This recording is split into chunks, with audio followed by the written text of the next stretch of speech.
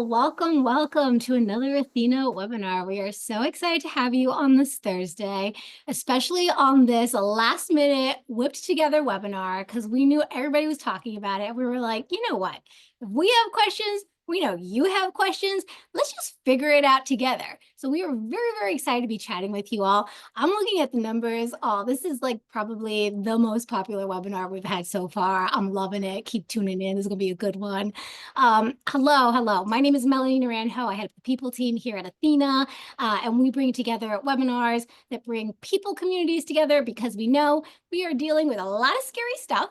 And if you were anything like me, you had a ton of questions, and maybe you weren't as lucky as me and you didn't have a brilliant in-house counsel like Brandis, who's going to be leading this call today, and a brilliant legal expert friend like Chantelle, who's going to be answering some questions today. So with that said, let's set a couple of rules just for anyone who's new, maybe doesn't know the vibe, and then I'll kick it over to Brandis. We keep these webinars super interactive. Nobody wants to be talked at for an hour straight. So please use the comments to put in questions, put in answers. We're going to be doing pulse checks. We will call on some of you. If you don't want to be called on, I don't want that to be a deterrent to your participation in the comments. Just put an asterisk next to your response, and that will be Brandis's cue not to call on you. Maybe because you're an introvert, maybe because you're doing the dishes, maybe because you just don't feel like talking. That's cool. We accept all. So with that said, Brandis, I'm going to kick it over to you to talk about the scary big stuff today. Great. Thank you, Melanie. And we'll start just with a couple of other introductions. I know Melanie already gave you a preview, but I'm Brandis. I'm the general counsel here at Ethena. I've been working with a talented team here now for several years. So I'm excited to join you all today. And so thanks for calling in. I won't bore you with my LinkedIn profile, but I'll say that this is a topic of a special significance to me as a former federal employee at the Consumer Financial Protection Bureau. This is like watching what's happening in DC has been something that I've been paying very close attention to. So I just wanted to flag that this is of personal significance. I'm turning it over to Chantelle to do an introduction of herself.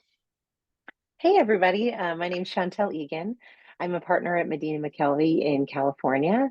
I am the head of our advice and counsel practice, as well as our investigations practice. And I'm looking forward to talking with you today about these big changes that we're seeing from the administration and how it's going to impact you today and how it's going to impact you in the future. All right, Melanie, if we can go to the next slide. So here's some of the things that we're going to be covering today, talking about the actual impact of what happened with these executive orders, what it really means for companies, and particularly we know we have a lot of HR professionals on this webinar, mapping some of your action items. Melanie's going to do a spotlight, and then we're going to open it up at the end for some Q&A. And so with that, we will turn it over to the mandatory disclaimer, which I love. This session is for general informational purposes only. It should not be construed as legal advice. I know myself and Chantelle are lawyers, but I always have to provide that warning that we are not providing legal advice. And so with that, I'll turn it over to the disclaimers always warm my heart. Yeah, exactly. Oh, yeah, I am also in the San Francisco for, I still have some questions about that. Okay, so turning it over, as Melanie mentioned, we want to make this session interactive. And so we want to hear from you about how you're thinking about all these changes. We're going to kick this off with a little bit of a pulse check. Melanie kind of gave the overview of how it works, but we're going to put up a statement. We're going to ask that you rate like your reaction in the comments. We're going to call on a few of you. If you do not want to be called on, put an asterisk because I'm going to pick a few people. So the question today for the pulse check is, I'm concerned about the impact these executive orders are going to have on the workplace and overall perceptions of DEI, with 1 being, I'm not worried at all, to 5 being like, I think about this and dream about this all the time. There are a lot of people coming in, so I'm going to try to quickly pick someone. Okay, I see someone without an asterisk. Nicole Norian. Ace is going to bring you off mute. I think we found Nicole. You gave a 5. Nicole, can you come off mute and share a little bit about why this is something that's occupying a lot of your thoughts during the day? Yeah, certainly. I am an HR consultant. I work with small businesses and nonprofits. It's challenging enough for them to figure out which employment laws apply to them. And now their heads are just spinning. And I need to not give them legal advice, but give them some good guidance and a sense of what they can do that will make sense for them in the upcoming months, knowing that whatever we're talking about today could be completely different next week. Thank you so much for sharing. I am going, there are not many ones here, which is not surprising considering you're tuning in for a discussion about this. So I'm going to go to someone who put in a 3, Gina Lewis. Ace, if you could pull Gina Lewis off, Ginalewis. Sorry, I'm not great at spelling. Gina, if you don't mind sharing why you gave a 3. Absolutely.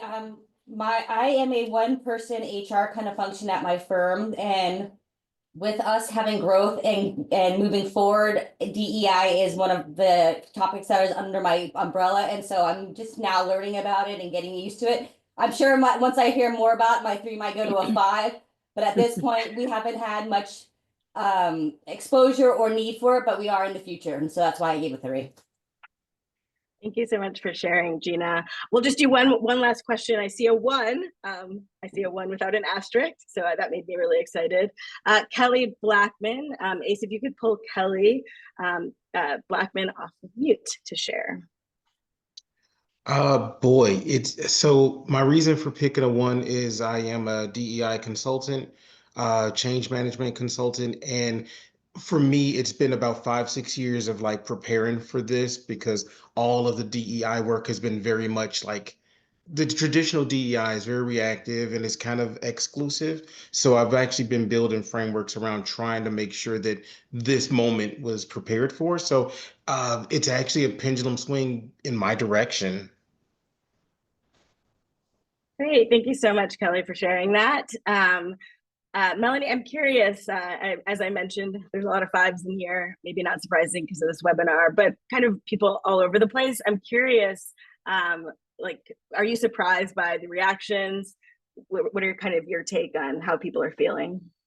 Yeah, honestly, not surprised at all. I think there's 2 reasons. There's 2 sort of threads going as far as I can tell in the HR community and what I'm personally feeling, to be honest. I think on the one hand, there's a legal aspect of things, which is, and I think this is typical. I mean, give me a +1 in the comments if you are not legally trained, if you have not gone to law school. Just curious for all the HR people who don't have a law degree. Okay, yeah. And yet, a lot of, okay, it's still coming in. And yet somehow we get, understandably pulled into all these legally nuanced things. And it's scary because people are looking to us for legal expertise on something we've quite literally never been trained on, never studied. So there's just a little bit of these legal landmines that we're nervous about. We're trying not to trip over. We're trying to, do our own sleuthing on the internet to try to interpret the law ourselves. Probably not a good idea. This is why we have Brandis and Chantelle on the call. And so I think there's a legal aspect that's just, immediate instinct panic. I think on the other side, if I'm being a little bit more just emotionally vulnerable for a second here with you all, I think there's something to be said about the rhetoric around all of this, regardless of where you stand, being a little bit disheartening. And the reason I say that is because it kind of sounds like everyone's just talking past each other.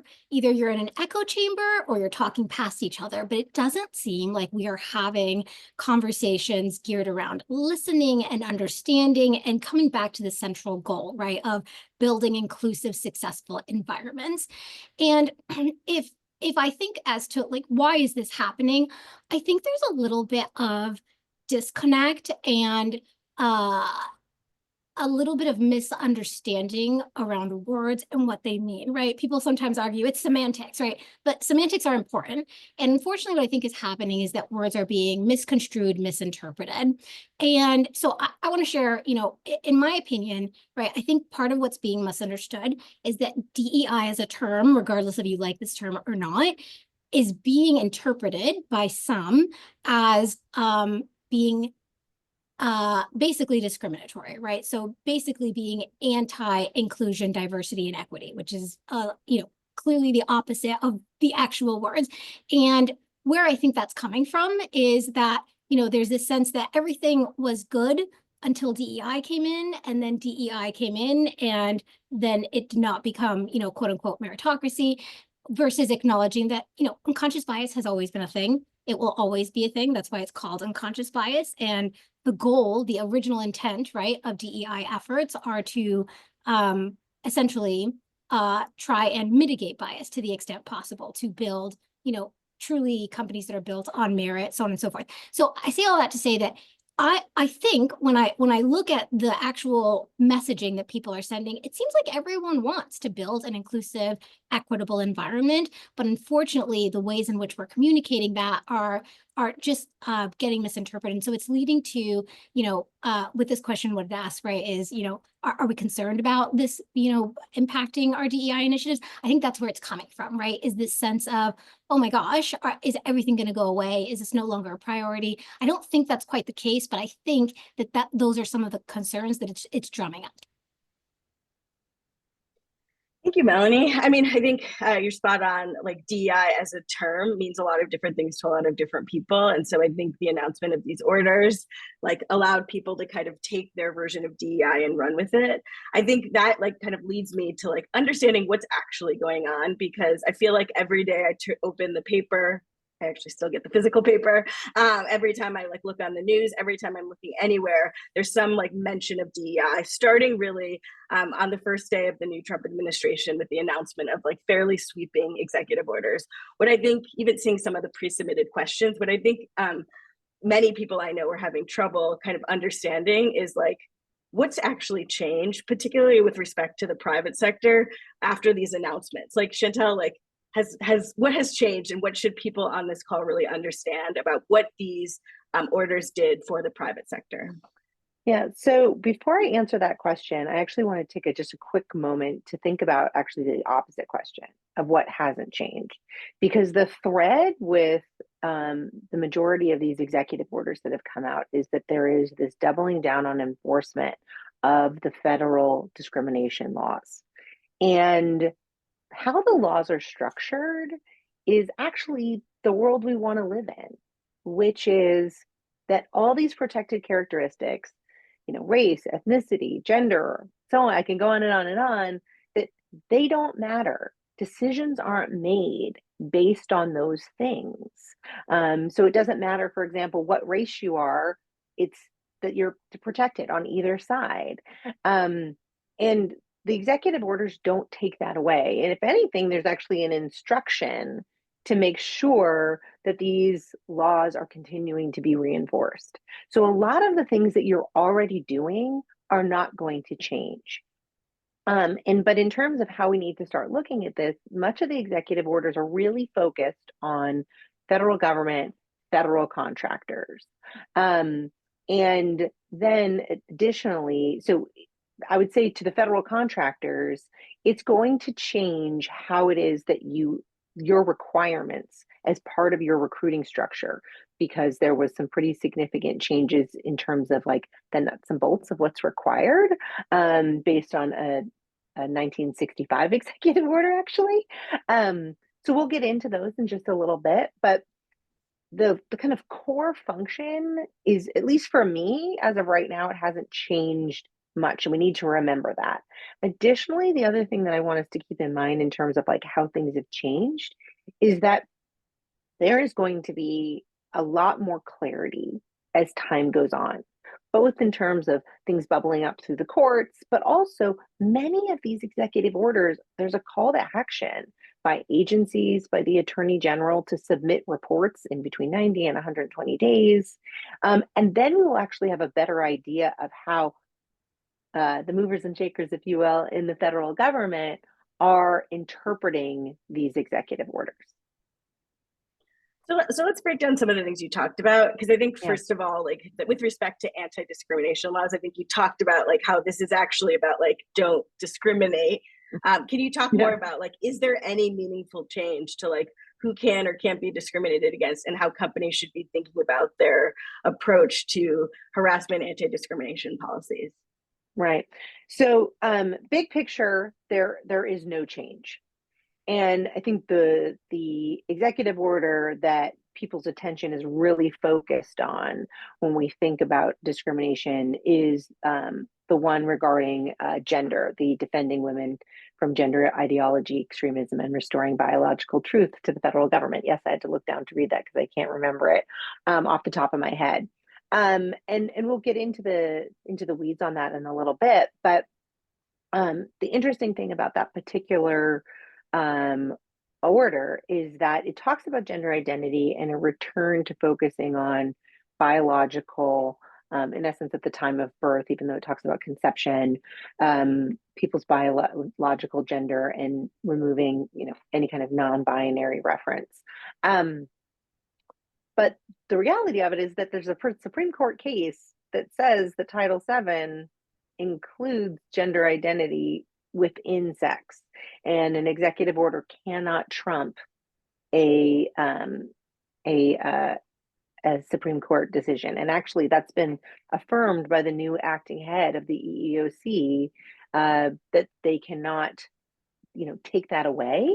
Now, laws could change. Something else could bubble up in terms of the Supreme Court, and the Supreme Court isn't held to its own precedent. It can reevaluate it. Congress can issue a law. But as of right now, when we think about Title VII, gender identity is still included in sex based on the plain letter of the law. So the reality of how we think about the discrimination laws really hasn't changed.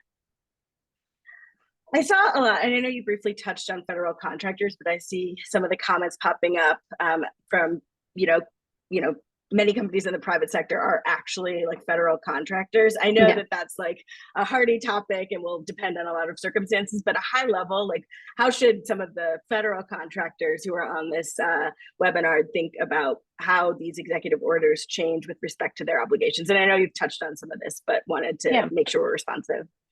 Of course. So there was affirmative action, and those are the exact phrase that's used, requirements based out of the 1965 order, and based on the civil rights and Vietnam era, in order to promote minorities as well as veterans. The new rules based on the executive orders that Trump has issued is that putting veterans to the side, all the affirmative action requirements, so this includes in essence, at its core, the requirement to develop an affirmative action plan if you have at least 50 employees and your contract is worth $50,000 or more, and it's if you have multiple contracts, they look at it in a gross perspective. You add them all up together. That requirement to develop those plans is now nullified. There is no requirement to develop those plans, and employers that are contractors should cease developing those plans to be in compliance. So, and then additionally, the body that enforces these requirements is the OFCCP. And they received a directive by the executive order to no longer focus on issues of diversity. So additionally, what we're going to be looking at is the enforcement arm that we used to see to make sure that these affirmative action plans were in place. There was reporting requirements. There was specific tag language that needed to be used in job posting. There's a litany of things.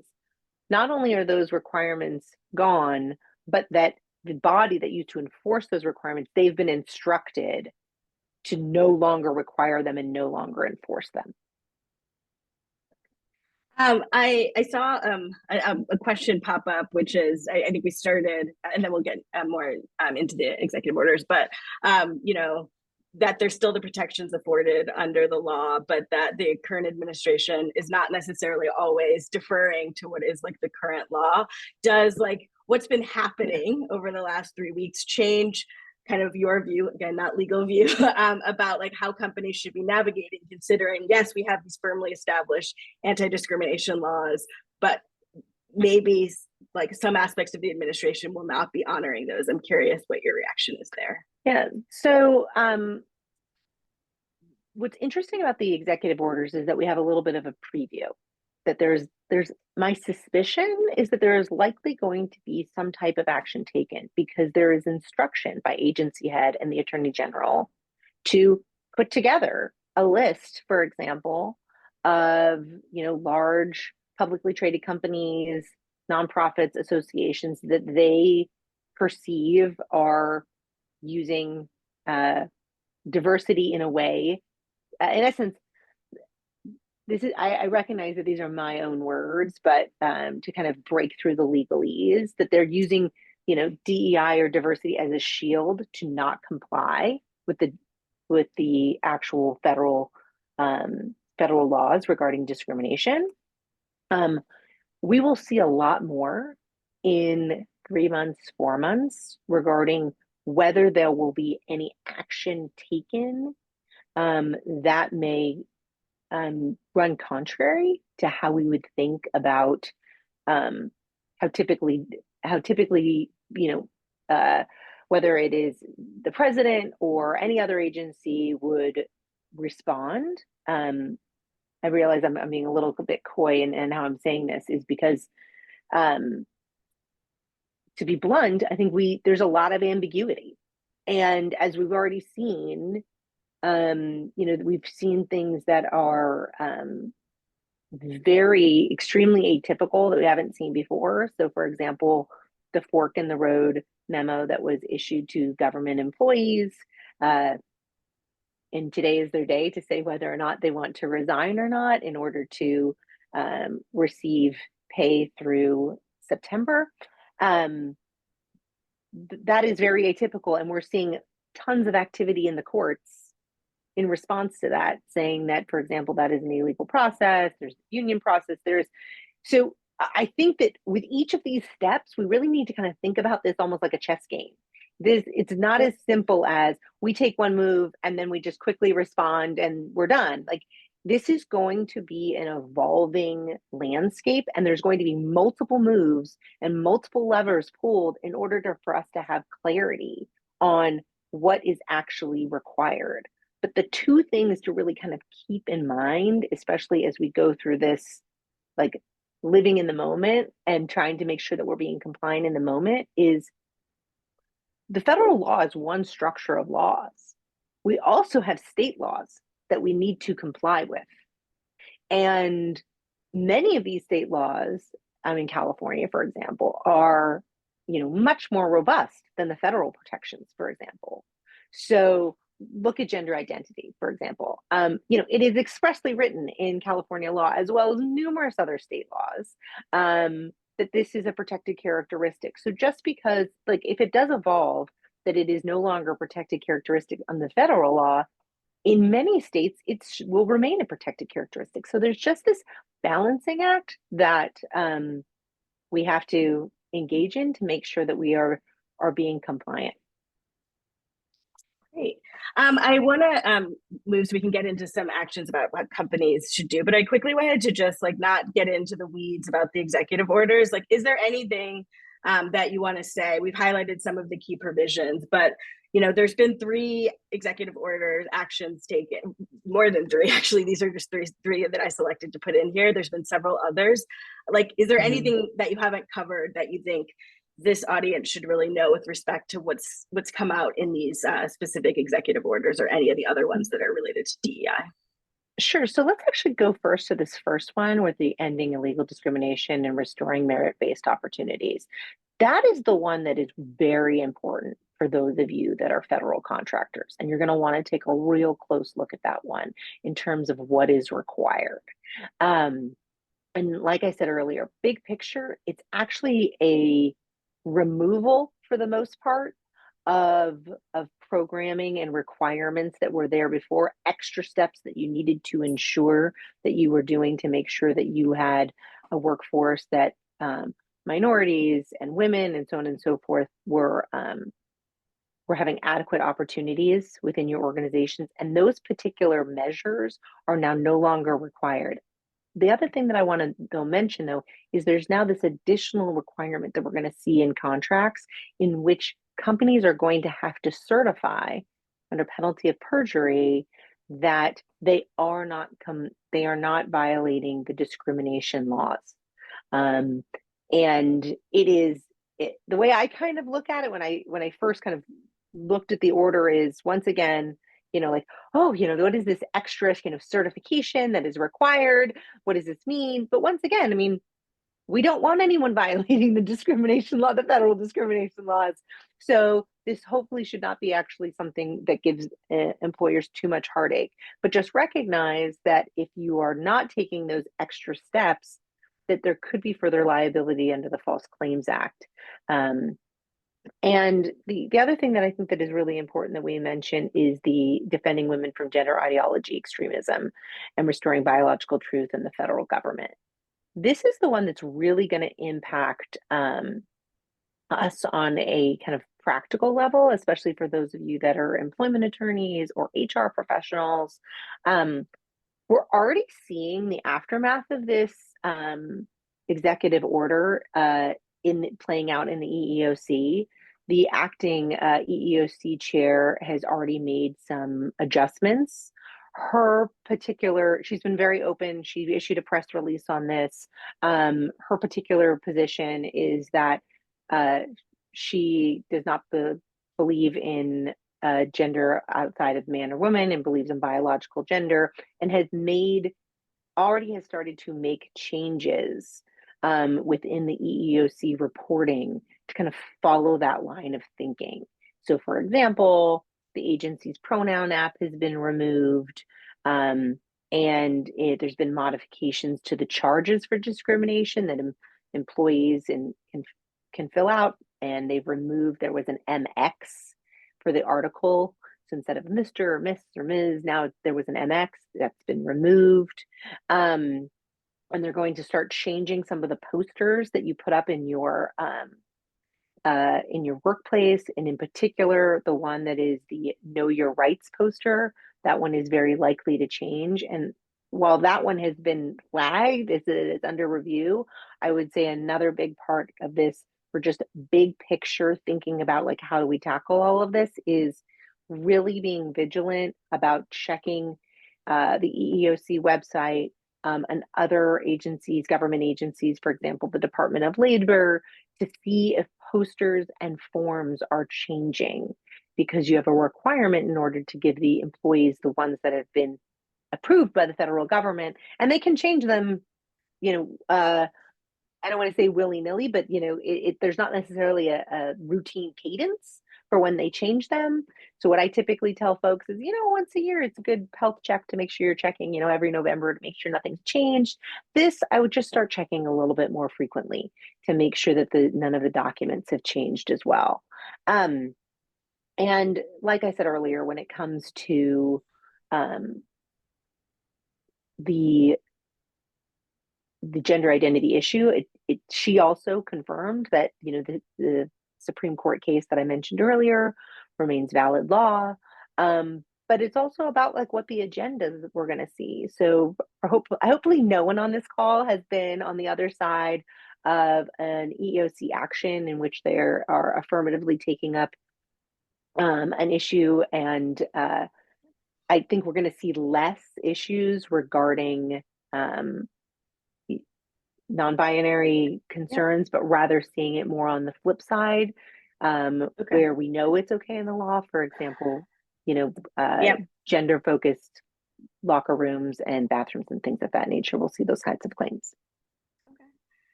Thanks for giving the overview. I want to open it up now to Melanie, because as much as I like to go back to law school and dig in deeper on these, I know that a lot of people sitting on the webinar are really like, great, an executive order was passed. What does this actually mean for my day-to-day? So I want to take a moment and just walk through some of the questions that I saw come in earlier through the pre-submitted form. But February 1st was the start of Black History Month. Companies historically have potentially done some celebration. Companies have ERG, they think about this in hiring.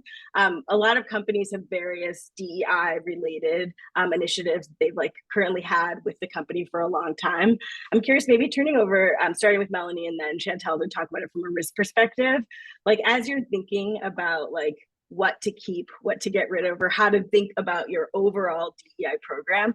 Melanie, I'm curious, what are some of the ways that other HR professionals should be thinking about how to think about continuing or discontinuing programming? Yeah, I think it goes back to what Chantelle said at the beginning, right? Which is what hasn't changed is that it is still illegal to discriminate, right, against people. It is still illegal to harass someone by based on a protected class, and so those things are not changing. Which means that, you know, ideally, if you have an effective DEI program, you can continue them as long as you were being particularly thoughtful to really pressure test and make sure that they are upholding those values, right? And so, you know, things like inclusive recruitment processes, things like ERGs can continue. What you want to pressure test is things like, okay, are these exclusive to any particular group? So an example might be, do you have an ERG that is locked? So only members of a particular identity can join or attend ERG sessions. In that case, you may need to make some adjustments, right? So that it is open to anyone who would like to join a meeting or a session. If you have, for example, hiring practices that revolve around making sure that we are being really systematic, asking the same consistent questions, making sure that we are making decisions based solely on skills and the job and the needs of the role, right? Those continue because that has always been the goal, right? Is to weed out discrimination, minimize bias as much as possible. And so I absolutely don't think this needs to be a case of what's the saying? Don't throw the baby out with the bathwater, right? As long as your practices continue to uphold the values and the purpose and intent of DEI, which has it always been to acknowledge that unconscious bias exists. That's why it's called unconscious bias. And to try to, by acknowledging it, try to weed it out as much as possible, identify the things that can lead to unconscious bias and minimize those opportunities. As long as you're continuing to do that, you can absolutely continue to do your DEI initiatives in the workplace. You can continue to deliver DEI trainings. You can continue to have ERGs. You can continue to have really clear performance standards so that everyone is set up for success. If, however, any of your programs, either intentionally or unintentionally, have been made such that there is by chance an exclusion of some sort, that's going to be something that you want to amend. And I'm just going to say one last thing, and then I'll pass it over to Chantelle, because I'm really curious to hear your perspective, especially on the legal side, especially if watch Chantelle be like, so everything Melanie just said. Don't listen to Melanie. Just Yeah. But here's the thing. I'm gonna say a thing that I hope lands well. It comes from a really good place.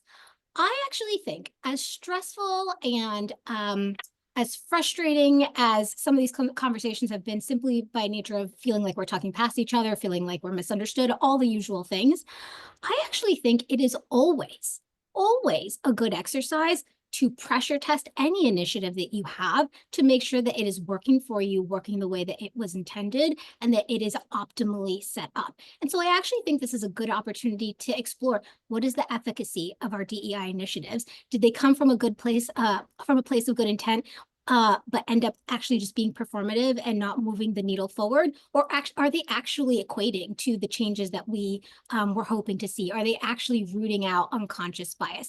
I think where possible, I would strongly encourage everyone to look at this as an opportunity to say, you know what, life's giving me lemons right now. I'm gonna make some lemonade and make sure that these are the gosh darn best DEI initiatives that anyone has ever seen, because I want them to work. So I hope that gives just a little bit of positivity in all of this. It truly is a great exercise. There is no initiative, DEI, performance management. There's never an initiative that's perfect. There's always room for improvement.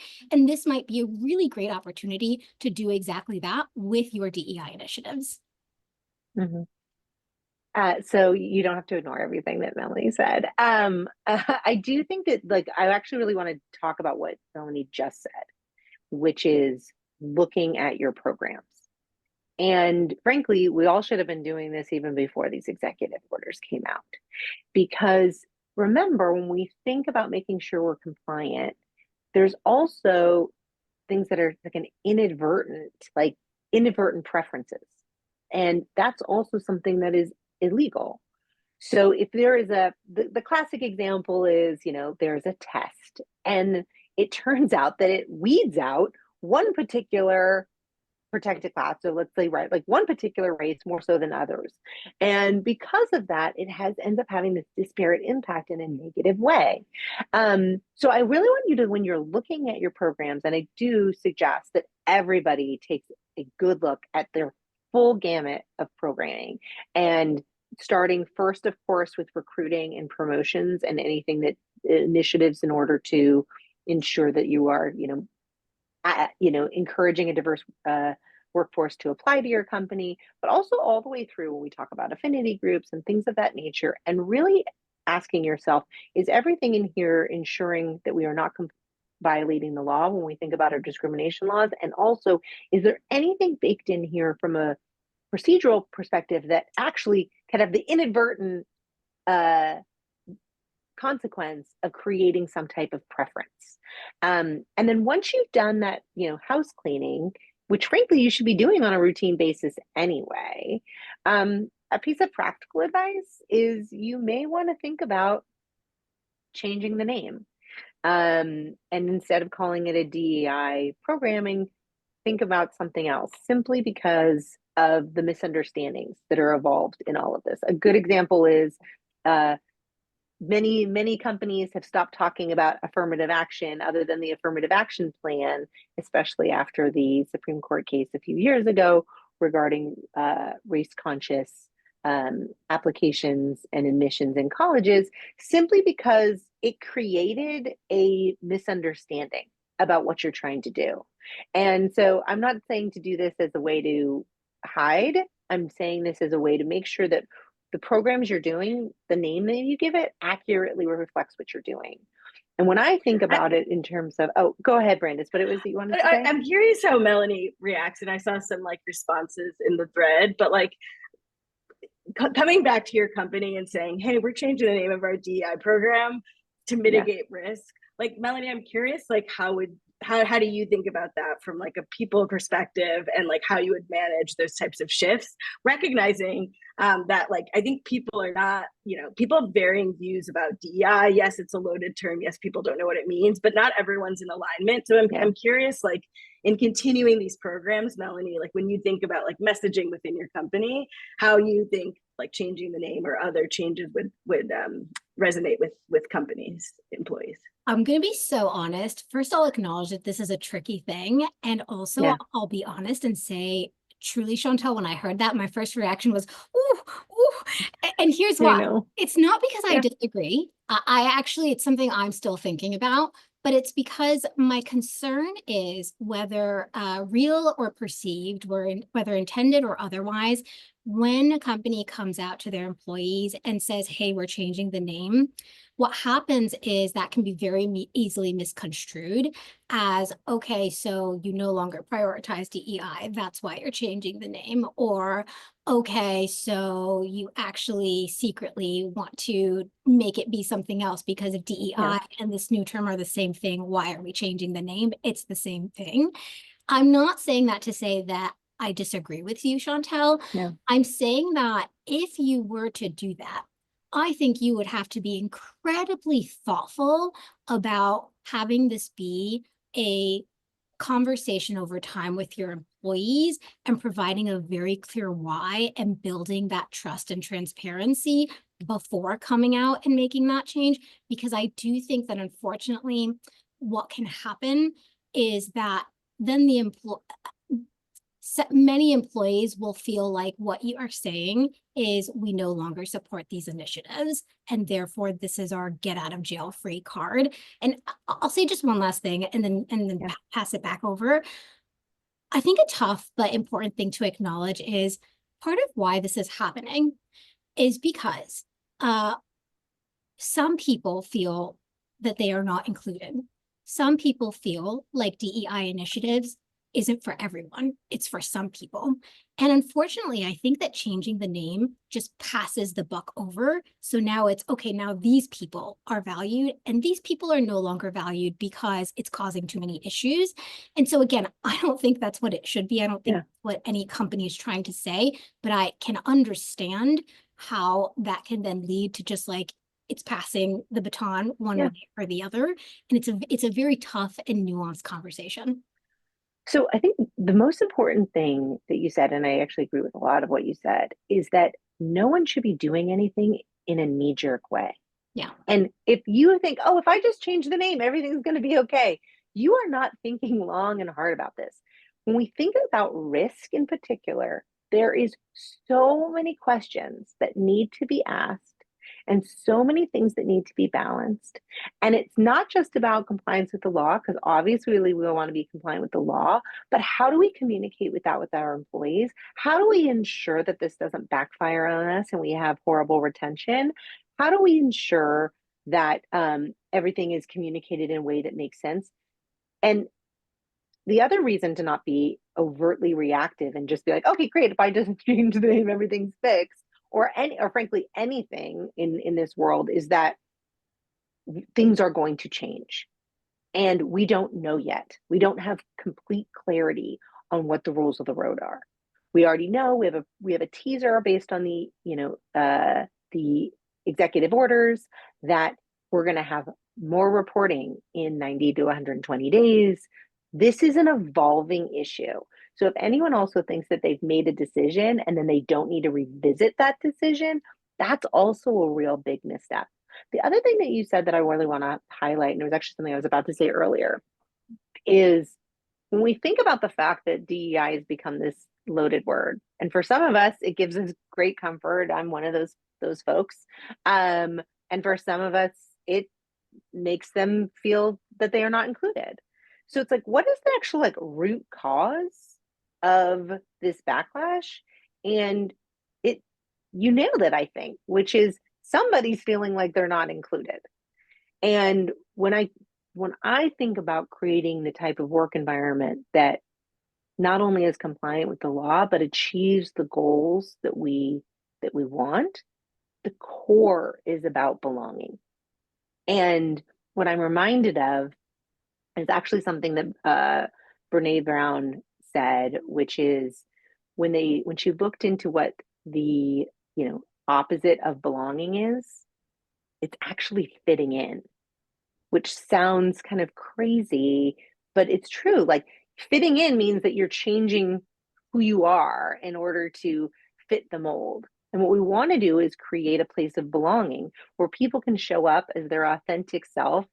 Yeah, of course, acting in a way that's like work appropriate, but like as their authentic self, because that's when we get interesting ideas. That's when we have creativity. That's when we have a workforce that is dynamic. So once again, like in thinking about how we're going to comply with this, like thinking about the root cause, not making knee-jerk decisions about risk, and understanding what our ultimate goal is. And that's that we create a work environment where people feel like they belong and they can be their authentic self in a way that pushes forward the business's goals. And one last thing, which is off topic, but I want to mention it because I saw it floating through the topics, is that because I mentioned non-binary, this includes, and I know that's different, but we're also talking about trans and literally the umbrella, the rainbow of all different types of gender identities and how people present themselves and gender expression. The focus right now with this executive order is to try to remove all of that and get ourselves back to gender simply being your biological gender at birth. So I just want to make it a little note of that to make sure that there's no ambiguity regarding kind of the full flux of where the executive order is going in that space. I know we're bumping up against time. I just wanted to ask Melanie, Chantelle, you did like a good job of outlining some of like the key things to keep in mind. Melanie, I'm curious, just in like 3 steps, if you could give like guidance, like the 3 steps that everyone on this call should take as they're thinking about how to navigate through these changes. What are those 3 steps you would recommend? Yeah, I think there's a knee-jerk sort of instinct to sort of like hold really tight and enforce your opinion on your company and be like, I know the way, CEO, listen to me, here's what we need to do. And I personally recommend that we sort of like restrain ourselves and instead start with a little bit of, to Chantelle's point, digging. So talking to your leadership team and understanding what are we as a company trying to achieve? Are we aligned that inclusivity is a thing that we want to prioritize? Are we aligned that this is to our benefit as a business, right? And from there, okay, cool. What is the end goal we're trying to achieve? Work backwards from there to build the kind of DEI or whatever you want to call it initiatives that are going to set you up for success. So first thing is have a conversation with your leadership team. Understand how everyone is feeling. Understand how your employees are feeling, right? Are people feeling included? Are people feeling excluded? Which ones are feeling excluded, right? How are we building this? The second thing is I would get a come out immediately to your employees if you haven't already. You don't have to have the answer to communicate to your employees. It is enough to say, hey, all, just want you to know we are aware and we are monitoring. We don't have an answer for you right now, but I don't want you to think that we are not well aware and thinking of you all. We'll come back to you. We'll come back to you, right? And we'll aim to get you information as soon as possible. In the absence, in the silence, employees will fill in the blanks. You don't care. You're hoping that we're not thinking about this, that we don't notice. You're hoping to like subtly like slip a change through under the radar. It is better to say something, even if it's, I don't have an update for you, but I'm thinking about it, than to say nothing. And then the third thing is look at all of your internal processes, as we said earlier. Today, literally look at all of them. And somebody asked, you know, how do you pressure test? How do you make sure that they are working for you? Start with the end goal, right? What is the end goal? The end goal is I want to make sure that all of our employees are set up for success. I want to make sure that we are not seeing patterns, problematic patterns of who gets promotions and who doesn't, who gets bigger pay increases than other people, who is joining the company, who isn't joining the company, who's leaving the company a year in, who's staying in the company for the long haul, right? What you're looking for is problematic patterns. And if you find those problematic patterns, it means that whatever you're doing is not working, right? And so it's a good opportunity to pressure test and assess and revise. I could go into more detail, but we're at time, so I will leave it there. Yeah. I just want to say +1 to everything she just said. Melanie, I'll turn it over to you. I know that you were going to handle a demo right now. Yes. Okay. So while I pull up that demo and screen share, Ace in the background is going to pull up a poll because we've got some questions for you all. We are so curious to know what you all are doing at your companies. Don't worry, we're not going to share any names or anything, but we just want to see patterns and trends right now in response to what's going on. And then I am going to quickly demo something. Let's pull this up. Okay, I promise to keep this as quick as possible, but as you all hopefully know, but maybe you don't, Ethena is a compliance training company, and so that's part of why this conversation was so top of mind for us, right? We want to make sure that everything's staying compliant, that we are providing employers the training and information that they need. We offer trainings like sexual harassment prevention, cybersecurity, AI awareness, and so with that said, I wanted to just acknowledge in the scope of this conversation that as we are talking about things like gender identity in the workplace, inclusion, DEI, you may all be thinking about how do I set up the right compliance training that, you know, meets state and federal requirements, that aligns with the business culture that we, you know, want to put out there. And so I wanted to throw out there, one of the things that we do at Ethena with our harassment prevention training is we actually allow a ton of customizations while keeping you compliant with the law, but allowing you to the best of your ability, align the training with your business culture. And so as an example, I wanted to show you with our harassment prevention training, these are just some of our trainings that we offer. One of the things that you can do is you can actually create a custom training campaign. What you will see when you do this actually is I'm actually going to show we have a default training, right? And the great thing about this is that it actually default assigns all the legally required harassment preventions by location, by company, by employee status, such as, for example, you can see these are all the state-specific sexual harassment prevention training requirements. You can see, for example, the California non-manager one is only 1 hour. The California manager one is 2 hours, and that's because it is legally required for California managers to get 2 hours of trainings. But you will note that it's only every 2 years, right? So we are giving you, we are allowing you and setting you up to do the minimum amount of training to keep you compliant so that you are using up as little time as possible. But of course, you can always add on trainings. But one thing I want to flag is these are the legal requirements that you have to do. But for example, if you're in a state that doesn't have a legal requirement and you decide, you know what, I actually just want to give 10 minutes of harassment prevention training. I still want them to get harassment prevention, but I want it to be 10 minutes and I want it to just cover, you know, the things that I want it to cover. What you could do is you could actually create a custom training. And what you can do is you can actually see what's in the foundations that we offer for anyone who doesn't have legally mandated requirements by their state. And you can actually see what modules they have. So this is tiny, so I'll just read out a few, but it's legal framework, gender identity and sexual orientation, recognizing harassment and reporting harassment and preventing retaliation. Maybe you decide, for my company, I just want to do recognizing harassment and reporting harassment. What you could, for anyone who doesn't have, you know, state-specific requirements, what you can do is literally just search those. So reporting, here we go, reporting harassment, here we go. And then you can do the retaliation one. You click that, whoops, sorry, hang on, reporting, recognizing harassment, and there you go. You got a 10-minute training. You can reorder it if you want. You can continue, and then you can say, you know what, I only want to give this. I want it to be ongoing. I don't want to have to worry about this again. I'm going to add a filter, and I only want to give it to U.S. employees who are not in one of these legally, you know, state requirement states. And so you just select those, right? And then you can set that up as a training just for them. So I just want to emphasize for you all that with Ethena's harassment prevention training, you really can customize it to exactly your needs while making sure that you're following the law and not having to think about, oh gosh, what are the state minimums? How often do I have to do it? How do I get it to be as few minutes as possible? With that said, Brandis, I'm going to pass it back over to you for a little bit of Q&A because I know everyone in the audience, we've got like a million questions here, so we're not gonna be able to get to them all, but Brandis, over to you. We do. I want to ask, because I saw this pop up a bunch of times, Chantelle, super briefly. There's a lot of questions about EEO-1 reporting. Is there anything you can say about that specific obligation?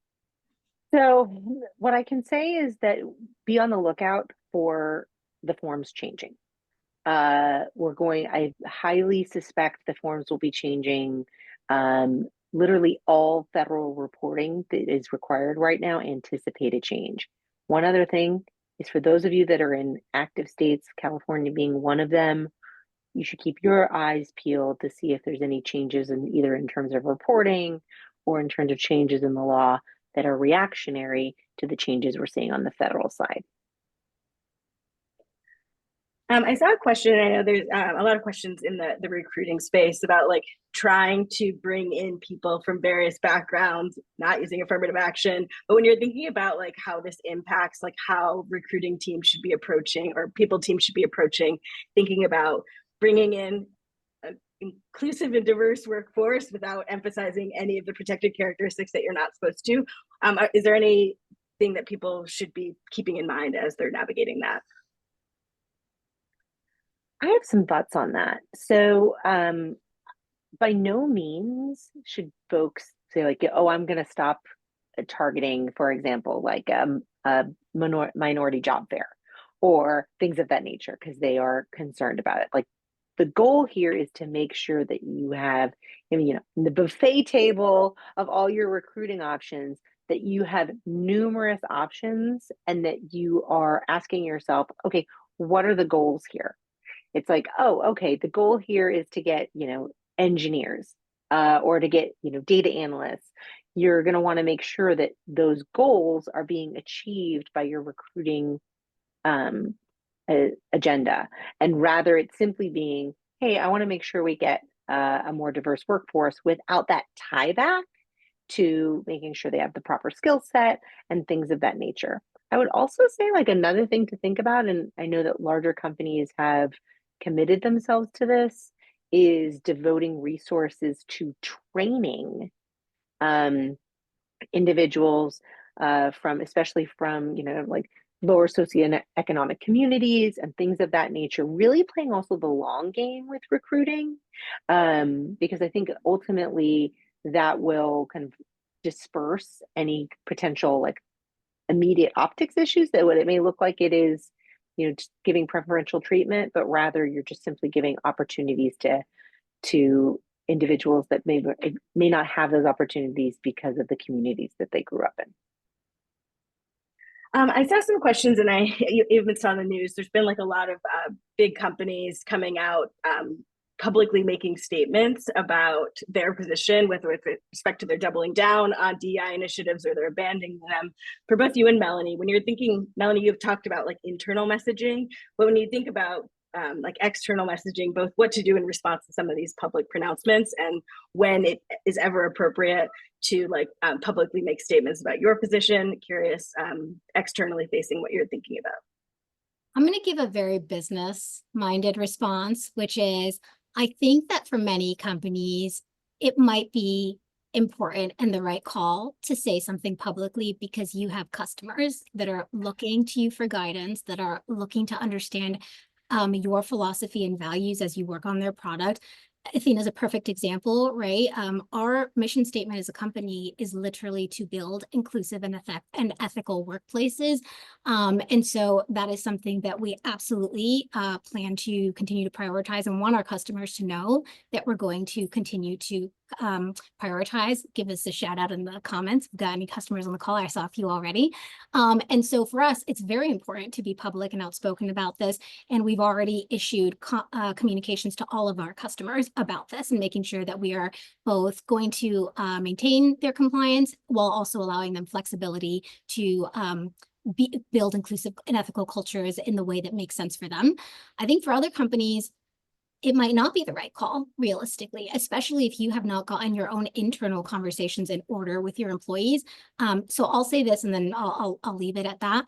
What I don't think any company should do is issue a public statement before they've issued an internal statement, because I think that is a recipe for disaster and your employees will not appreciate it. We have about 2 minutes left. I wanted to just like have an opportunity, Melanie and Chantelle, again, if you want to like give any last minute guidance. I feel like there's still probably a lot of open questions. I know that things are going to change and be evolving. I'm curious if you have like your last parting final statement to give to the webinar attendees, what that would be. I'll go first. I think the key thing here in terms of like what to do right now is those 3 action items that Melanie gave you. Do all of those things. And additionally, to put a fine tune on it, really looking at your processes and saying, okay, ask yourself those hard questions about whether it's legally compliant, whether there's any kind of inadvertent effect that potentially may not be legally compliant, really treating your DEI initiatives as part of your kind of like overall legal compliance wellness check that you should be doing as a company anyway, at least on an annual basis, making sure that you are not running afoul of any laws. So for right now, doing that wellness check, if you will, on your programming, on your recruiting, and making sure that your house is in order so that if there do need to be changes in the future, when we have more clarity on what's going on, or if you or decide not to make those changes and to take a stand, you know what you're talking about. This is not a time to just put our head in the sand, but it's really a time to look inward and make sure that your house is in order. I'll try and keep mine brief because I know we're at time. I really think it's so important to truly make sure that every single employee feels included. I really just do. I think that is why this is happening, is because so many people felt excluded. And so I would recommend, to the extent possible, making sure that in your language, as you were talking about DEI initiatives, again, whatever you decide to call them, you are using examples that cover a broad breadth of identities. Don't just say race, gender, and sexual orientation. Say things like, regardless of what socioeconomic background you come from, regardless of whether you're coming in from a different industry, regardless of whether you're an introvert and these things are tough for you, regardless of whether you're a super confident person or sometimes your love language is getting validation, right? Make sure that you are talking about a broad enough scope of things such that truly every single person at your company feels like, oh, I feel represented in the statement that you just made. Melanie, I think 2 people are looking for the code and we can wrap up because I know people probably have conflicting. If we could just put the code up for anyone who's looking for it. But I just want to thank Melanie and Chantelle, and thank you all for joining. I know you have a lot of things, you're very busy. To spend an hour with us, we really appreciate it. And look out, we'll try to stay up to date on developments that are happening in DC and potentially put on future webinars. But again, I want to thank you all for joining us today. Thank you all.